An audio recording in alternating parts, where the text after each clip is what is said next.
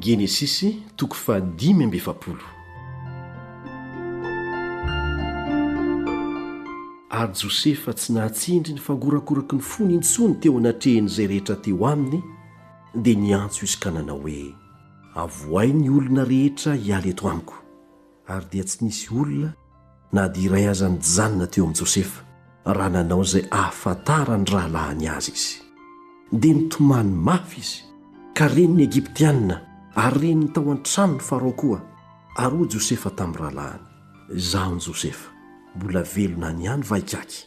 Ary tsy nahavaly azy ny rahalahiny, fa torakovotra teo anatrehany ireo. Ary hoy Josefa tamin'ny rahalahiny: avy, manatona ahy ianareo. Dia nanatona ireo. Ary hoy Josefa: izaho ny Josefa rahalahinareo, ilay namidinareo ho aty Egipta.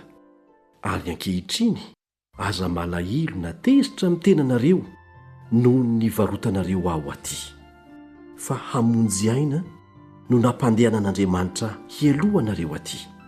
Fa roa taona izao no efa nisiany mosary teto amin'ny tany, ary mbola misy 5 taona koa izay tsy hisy hiasa an-tany na hijinjana. Ary Andriamanitra efa nampandeha hialohanareo mba tsy hahalany taranaka anareo amin'ny tany, fa hamelona anareo amin'ny famonjena lehibe. Ary amin'izany tsy anareo no nampandeha aho aty, fa Andriamanitra. Ary izy no nanao aho ho rain'ny Farao sy ho tompony ao an-trano rehetra ary ho mpanapaka ny tany Egipta rehetra. Andeha miakatra faingana anareo any amin'ny kaky, ka lazao aminy hoe: izao no tenin'ny Josefa zanakao, efa nataon'Andriamanitra ho tompony Egipta rehetra aho, ka midinaka ty amiko, fa aza mijanona. Dia honina eo amin'ny tany Gosena ianao, ka ho eo akaiko ianao sy ny zanakao sy ny zafinao, ary ny ondry amanosonao sy ny ombonao mba amin'izay rehetra anananao.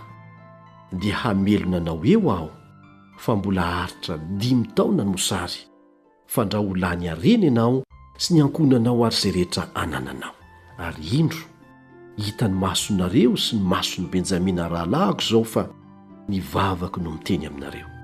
Dia ambaranareo amin'ny kaky ny voninahitro rehetra aty Egipta sy izay rehetra efa hitanareo, koa mandehana faingana anareo ka entomidina aty kaky.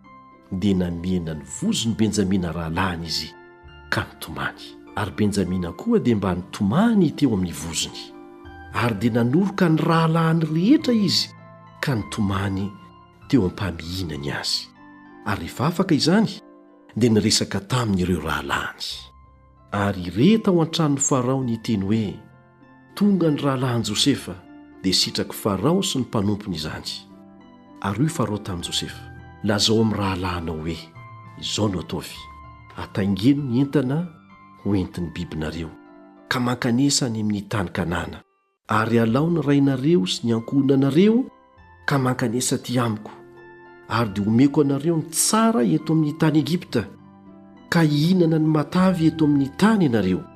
Ary ankehitriny efa nomena teny ianao, ka izao no ataovy: maka sarety amin'ny tany Egipta hitondranareo ny vady aman-janakareo, ary ento ny rainareo ka mankanesa ty. Aza malahelo ny amin'ny fanakareo, fa anareo izay tsara eto amin'ny tany Egipta rehetra. Ary nataony zanak'Israely izany, ka dia nomeny Josefa sarety izy araka ny tenin'ny Farao, ary nomeny vatsy koa ho entiny eny an-dalan'izy ireo. Ary izy rehetra samy nomeny akanjo indray miova avy, fa Benjamina kosa nomeny sekely volafotsy 300 sy akanjo 5 miova. Ary izao kosa no nampitondray ny hoandrainy: boriky 10 nitondra zavatsoa avy tany Egipta, sy boriky 20 nitondra vary sy mofo, ary vatsy ho an'ny rainy ho entiny eny an-dalana. Dia nampandehanany ny rahalahiny ka lasa nandeha izy ireo. Ary hoy Josefa taminy: aza mifanditra eny an-dalana ianareo. Dia niakatra avy tany Egipta izy ireo ka tonga tany amin'ny Jakoba rainy tany amin'ny tany Kanana. Dia nilaza tamin'izy ka nanao hoe: mbola velona ihany Josefa, ary izy no mpanapaka ny tany Egipta rehetra. Kanefa nangatsiaka ihany ny fon'i Jakoba, fa tsy nino azy ireo izy. dia nolazain'izy ireo ny teny rehetra izay efa nolazain'i Josefa taminy. Ary rehefa hita ny sarety izay efa nampitondrain'i Josefa hitondrana azy, dia izay vao velona indray ny fanahin Jakoba rainy. Ary ho Israely, aokary, fa mbola velona ihany Josefa zanako. Andeha aho ka hahita azy, dia ny tsy mbola maty aho.